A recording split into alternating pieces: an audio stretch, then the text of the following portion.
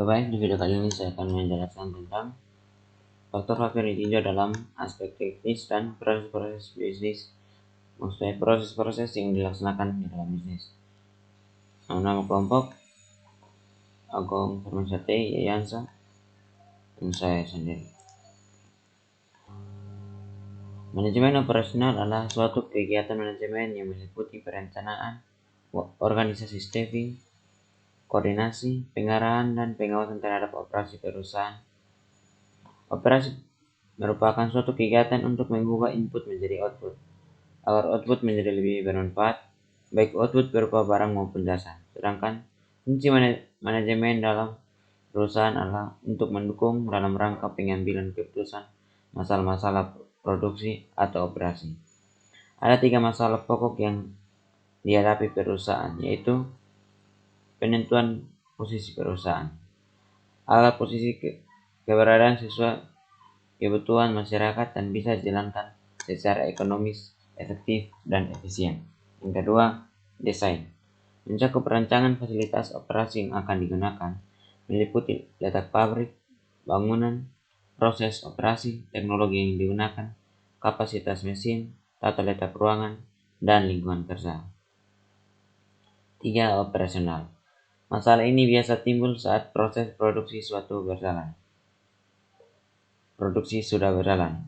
Masalah operasional meliputi rencana produksi, persediaan bahan baku, jadwal kerja pegawai, pengawasan kualitas, dan pengawasan biaya produksi. B. Masalah proses produksi dan operasi. Persoalan dalam operasional ternyata cukup banyak dan kompleks. Namun, persoalan-persoalan tersebut akan dipilah-pilah dan disesuaikan dalam studi kelayakan bisnis. Persoalan-persoalan tersebut dikelompokkan sebagai berikut. 1. Posisi perusahaan. A. Pemilihan strategi produksi. Agar bisa memenuhi kebutuhan konsumen, maka didahului dengan penelitian pasar dan pemasaran. Dari penelitian itu, akan ditetapkan macam-macam produk yang dibuat.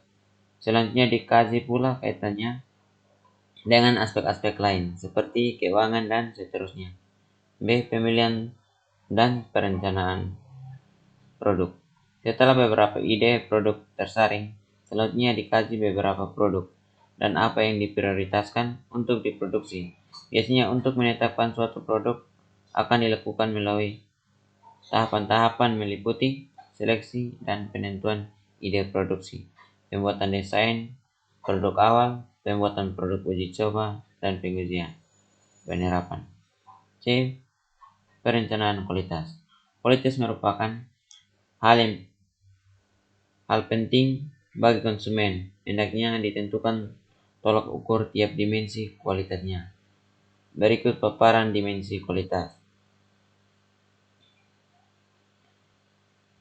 Produk barang menurut David Garbin yang dikutip Vincent Casper, ada 8 dimensi kualitas barang, yaitu performance atau fungsi dasar, karakter utama, features atau penambah fungsi dasar, reliability atau kemungkinan dalam situasi, conformance atau kesesuaian spesifikasi, durability atau daya tahan, serviceability atau kemampuan layanan, estetik atau estetika pertimbangan individu, fit and finish, perasaan pelanggan terhadap keberadaan produk.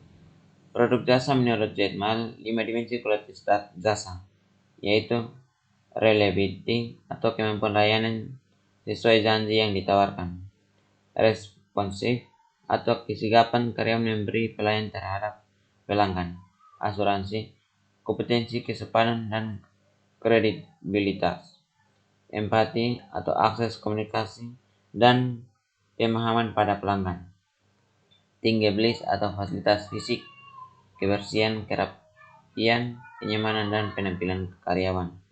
2. Desain. A. Pemilihan teknologi. Menentukan teknologi memproduksi secara jelas. B. Rencana kapasitas produksi. Suatu kemampuan pembatas dari unit produksi untuk berproduksi dalam waktu tertentu. Kapasitas dapat dilihat dari input dan output. Rencana kapasitas ini tergantung beberapa pilihan sistem, antara lain A. Skala ekonomi. Kapasitas yang dipilih memiliki biaya per unit paling rendah, tetapi cara ini memiliki banyak kelemahan seperti waktu pengambilan modal jangka panjang. Akibatnya produk kurang fleksibel untuk disesuaikan dengan pelanggan. Fokus fasilitas. Mempertahankan produksi dengan volume tinggi diganti dengan penyediaan produk yang lebih disesuaikan dengan kebutuhan. Terdapat dua ekstrim strategi. Strategi ekspansi. Strategi ini lebih bersifat proaktif, wait and see, di mana cara ini dilakukan jika permintaan produk sudah yakin benar meningkat atau tidak meningkat. C. Perencanaan letak pabrik. A. Bagi perusahaan manufaktur, letak pabrik sebagai tempat proses produksi perlu dianalisis secara seksama karena sangat berpengaruh terhadap banyak aspek seperti biaya atau murah atau mahalnya harga produk, tergantung pula pada jarak, kemampuan pasar, berujung pada laba yang dihasilkan. Faktor utama yang perlu diperhatikan: letak konsumen potensial atau pasar sasaran, letak bahan baku utama, sumber tenaga kerja, sumber daya, fasilitas transportasi, dan memindahkan hasil, fasilitas pabrik, lingkungan sekitar, peraturan pemerintah. B. Bagi perusahaan jasa. Letak posisi perusahaan fasilitas jasa dapat dibagi dua macam. Pertama, pelanggan datang ke posisi perusahaan fasilitas jasa. Kedua, penyedia jasa mendatangi konsumen. D. Perencanaan tata letak atau layout. A. Bagian industri manufaktur. Bagi perusahaan manufaktur, paling tidak ada 3 jenis tempat yang perlu diatur layoutnya, yaitu 1. Tata letak pabrik. Tata letak atau layout. Letak fasilitas harus dikaji agar proses produksi dapat efektif dan efisien. 2. Tata letak kantor. Disesuaikan besar atau kecilnya investasi.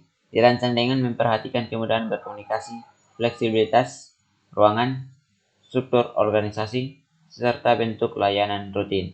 Tata letak gudang. Disarankan fleksibel untuk memudahkan muat bongkar barang, memudahkan pengaturan kembali jika jumlah barang yang disimpan berkurang atau bertambah. B. Bagian industri jasa. Fasilitas yang tersedia akan berpengaruh pada persepsi pelanggan atas kualitas suatu jasa. Beberapa faktor utama yang mempengaruhi seperti sifat dan tujuan perusahaan ketersediaan. Kebutuhan tata ruang, fleksibilitas desain, spesifikasi jasa, masyarakat dan lingkungan sekitar, biaya konstruksi dan operasi serta sumber daya lain. 3. Operasional. A. Jumlah produksi. Pada sektor industri manufaktur ada beberapa faktor yang mempengaruhi, antara lain permintaan, kapasitas pabrik, suplai bahan baku, modal kerja, peraturan pemerintah. B. Manajemen persediaan. Hal-hal pokok yang dikaji yaitu jumlah order, keamanan persediaan, sistem persediaan, kebutuhan perencanaan material. C. Kualitas produk. Aktivitas ini merupakan pengembangan produk dan proses memenuhi kebutuhan konsumen. Terdiri dari A. Perencanaan kualitas. Menentukan konsumen, menentukan keinginan konsumen. Mengembangkan kualitas produk, mengembangkan proses sebagai pedoman operasi atau produksi. B. Pengendalian kualitas. Evaluasi performansi aktual, membandingkan performansi dengan sasaran, mengambil tingkat penyimpangan. C. Perbaikan kualitas, menuju tingkat lebih baik daripada sebelumnya. Oke, sekian dari kami kelompok 6. Terima kasih. Silakan teman-teman yang mau bertanya, nanti silakan komen di bawah untuk bertanya.